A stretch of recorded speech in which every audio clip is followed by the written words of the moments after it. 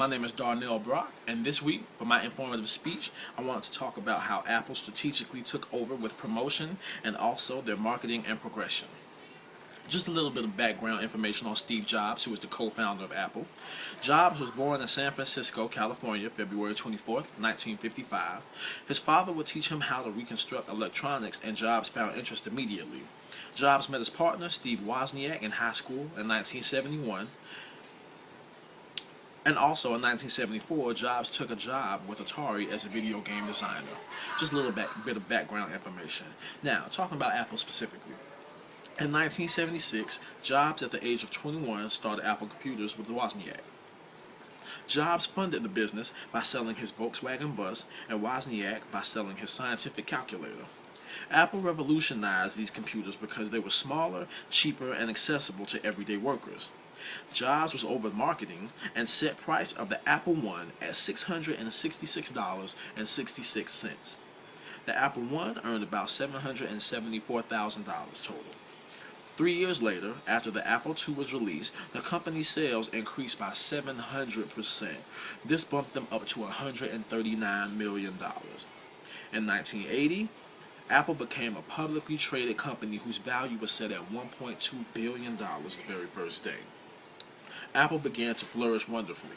In 2007, stocks were recorded to be $199.99. This was record-breaking at the time. In 2008, Apple became the second biggest music retailer in the world to Walmart. Apple did so by marketing, which sold 200 million iPods, and is why 6 billion songs were downloaded as well. This is what caused celebrity net worth to set him at a whopping $10.2 billion. Now, the progression of the computers, as I have here. This here is a picture of the Apple I, and the Apple I was simply just a keyboard that consists of the hard drive being built into it and causes you to still need to use a monitor because it didn't have one that came along with it. Here is a picture of the Apple II. This actually had a monitor that came with the system, and it had a port for floppy disk as well as cassettes too that is seen here. Screen, keyboard, and the ports on the side. This here is the Macintosh. It was the third generation of Apple.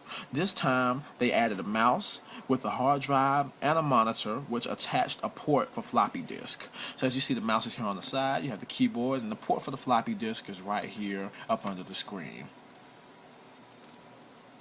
Next, we have the PowerBook 100. This was the first laptop version of computer Apple made and introduced in 1991.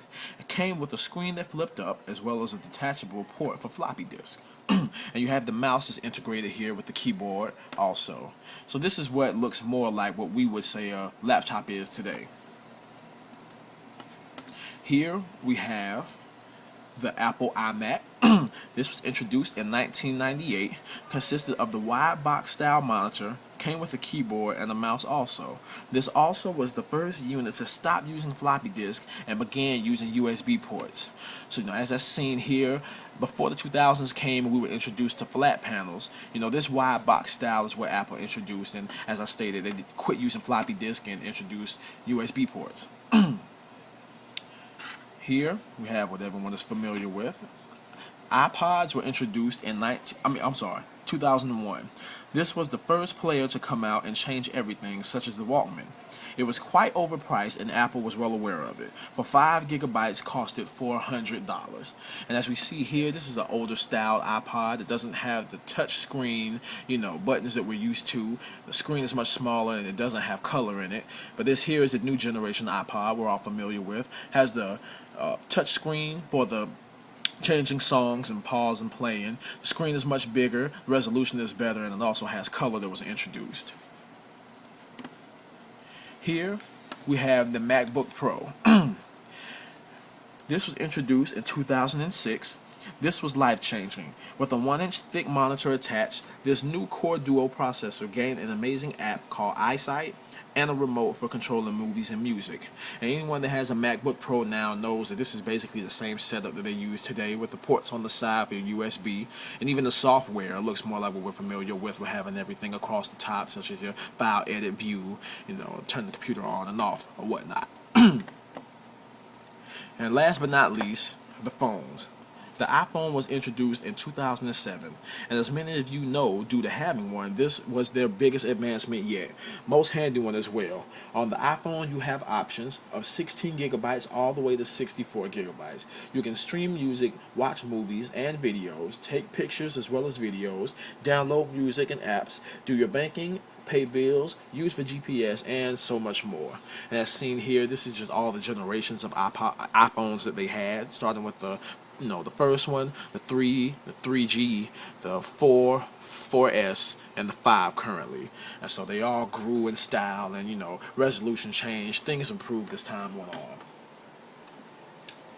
Now, with the marketing, Apple targeted students as well as professionals who needed computers as well as other digital technology.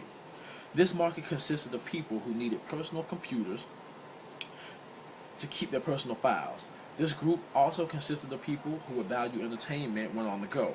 Apple has always been a customer focused, and they compete more efficiently with their competitors. They also took the route of providing quality support and service for all of their products. Marketers understood cultural values, and their customers attacked those to be able to do what the competition couldn't. Promotion then came behind this. They realized how close they had to be within the customer's expectations and their needs in this device. The perfect blend of product, promotion, and distribution was a strong point of Apple. Image is what they stood for. So in conclusion, due to their skillful marketing techniques and development, Apple is one of the top selling brands in computer technology.